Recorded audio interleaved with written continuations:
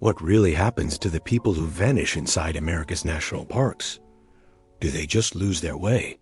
Or is something far older, far darker, watching them from the trees? I've asked myself this question more times than I can count. And if you grew up in California, like I did, you probably know the feeling. Stories about hikers disappearing, children never coming home, families frantically searching. We heard them in high school, whispered in hallways, passed around like urban legends. Everyone knew someone who knew someone. And the truth is, these cases aren't isolated. They happen everywhere, from the dense forests of Oregon to the sun-baked trails of Texas, even in Florida's swamps. But something about Yosemite, about the high ridges and the quiet shadowed valleys, makes it different. You can feel it before you even step foot on the trail. Let me take you back to 1973, Father's Day weekend. Not Yosemite, but the Great Smoky Mountains, a case that fits the strange missing 411 pattern across North America. Lucas Thompson was just 6 years old, a playful, bright-eyed boy. He was out there with his brothers and cousins, playing hide and seek among the thick underbrush. His father watched him carefully, or at least he thought he did, as Lucas darted behind bushes and rocks, giggling, confident in his game. But then, he didn't come out. What followed was nothing short of frantic. Hundreds of rangers joined volunteers. Even the Green Berets were called in. They combed the mountains. Every ridge, every stream, every hollow. Dogs tracked scents. Helicopters flew overhead. But the boy was gone. Not a shoe, not a scrap of clothing, nothing. And then, as if the mountains weren't already ominous enough, reports began trickling in. Another family, hiking miles away, claimed to have seen a rough-looking man darting through the trees, carrying something over his shoulder. Some said it was just a vagrant, or a hiker taking an odd shortcut. But others whispered, could it have been Lucas? Or something else entirely? Even now, decades later, the case remains unsolved. And when I hear it, I can't help but feel that sense of unease I felt as a teenager. The fear that there's more than just wilderness out there.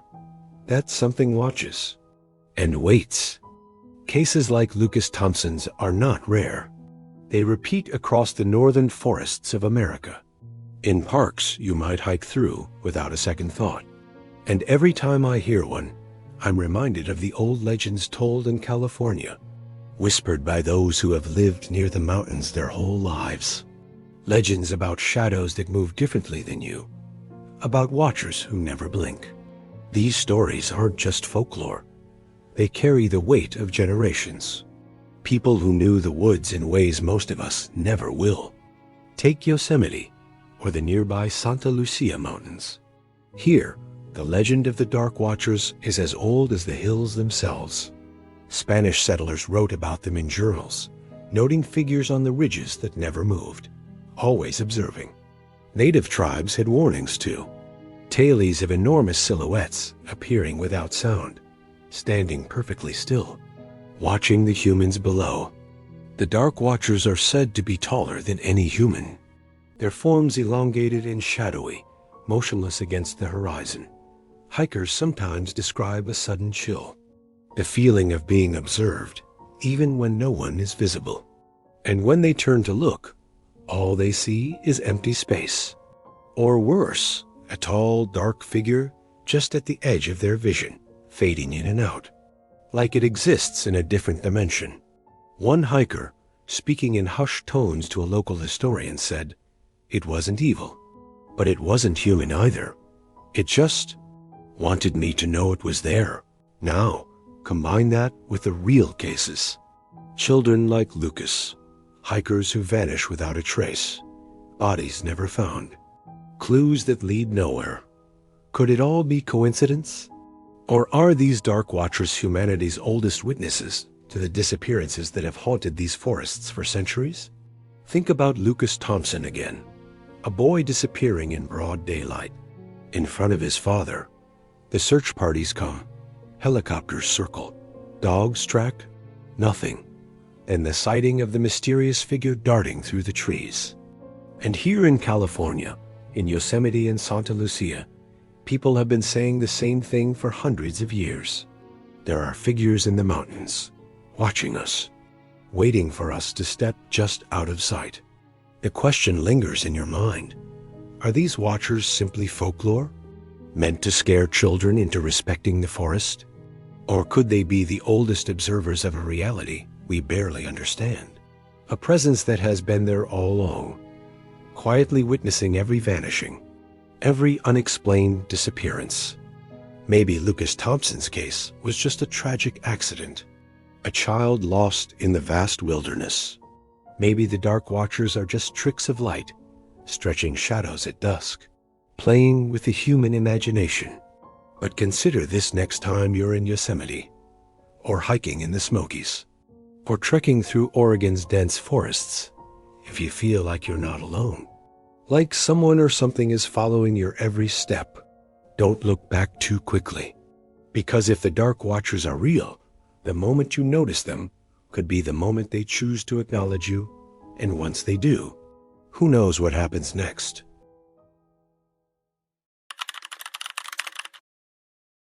Let me take you back to February 14th, 1981.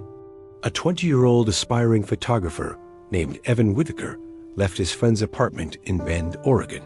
His destination? Crater Lake National Park. He planned to return by February 17th, but he never did. Evan was last seen near Mirror Lake after hitching a ride on a logging truck. He was scheduled to return to the apartment by February 16, 1981. When Evan didn't show up, his friend reported him missing on February 17th, despite extensive search efforts.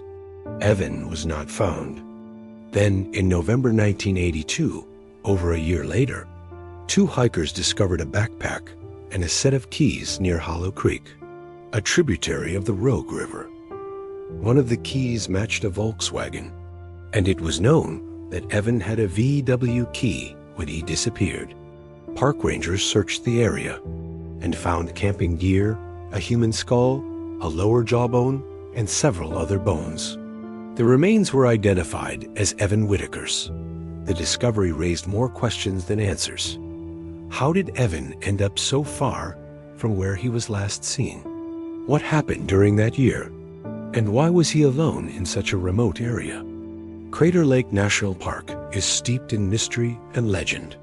One such tale is that of the Shrouded Ones. These are said to be spirits or entities that dwell in the misty depths of the lake.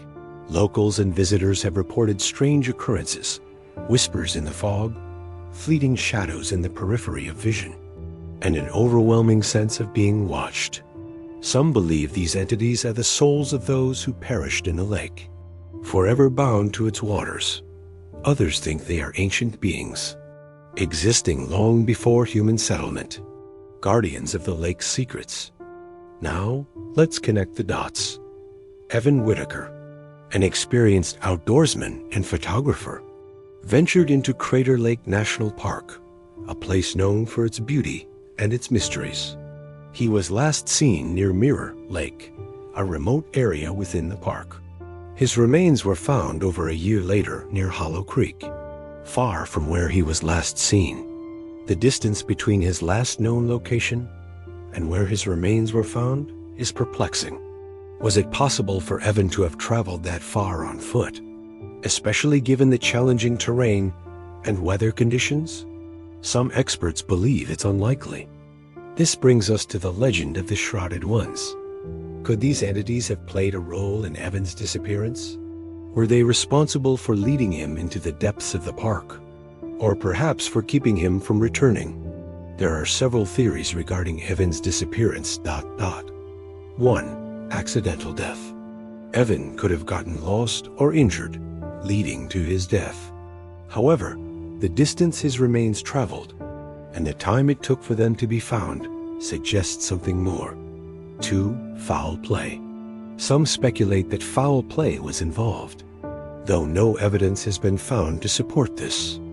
3. Supernatural influence. The legend of the Shrouded Ones suggests a supernatural element. Could these entities have been involved in Evan's fate? Think about it. A young man, prepared and experienced, vanishes into a park known for its unpredictable weather and dense wilderness. Weeks go by, months pass, and some of his remains are found, scattered in a place that makes little sense. And all the while, locals speak of the Shrouded Ones, shadows in the mist, eyes that watch from nowhere, figures that vanish when approached, leaving only a chilling sense of being observed. Imagine walking through Crater Lake yourself. The fog rolls in thick and fast. The lake is calm, serene, almost inviting. But then you feel it, eyes on you, unseen but undeniable. You turn. Nothing. And yet, that sensation lingers. A whisper. A movement at the edge of your vision. You quicken your pace. But the feeling doesn't go away. Evan Whitaker may have been just a young man caught in the wilderness. Or perhaps he was caught in something far older, far stranger. The Shrouded Ones remain a mystery, as real to some as the mountains themselves. Cases like this remind us of the thin line between reality and legend, between what we can explain and what refuses to be explained. And they leave us with questions that may never be answered. Next time you're in Crater Lake or any wilderness, remember this story. Walk carefully, listen closely, watch the shadows, because sometimes what watches you may not want to be seen until it chooses to reveal itself.